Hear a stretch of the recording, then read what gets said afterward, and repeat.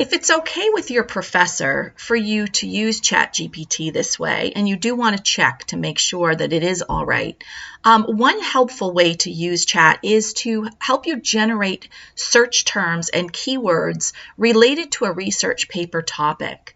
So let's say that I am going to do a research paper on the topic of emerging adulthood and the characteristics of emerging adults. So I will type in a question here. What are some keywords I could use in doing research on emerging adulthood? And so this is a really helpful list, because what it's doing is it's giving me some words I might not have thought of. Like I might not have thought of the word post-adolescence. Arnett's theory. Arnett is the one who proposed that emerging adulthood should have its own term. But I know that about Arnett, but I might not have thought to search his theory. Some of these, autonomy and independence, health and well-being, these are nice term pairs that are related to emerging adulthood that I might not thought of combining in this way. So another step that I can take is, once I have created a list of search terms, I can ask ChatGPT to combine these terms in a way that makes them search friendly in the library databases.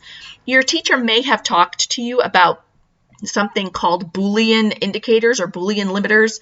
And what those are kind of like the code you have to use to get the library databases to locate what you want. It's a strategic use of things like quotation marks around groups of words, or parentheses around groups of words, or using and, or not to combine your terms. And it can get a little technical and a little bit tricky, but I can ask ChatGPT to turn this list into a Boolean search term list. And you'll notice that what it does is it adds in these ands and these ors and the quotation marks in a way that is going to guide my search towards specific results.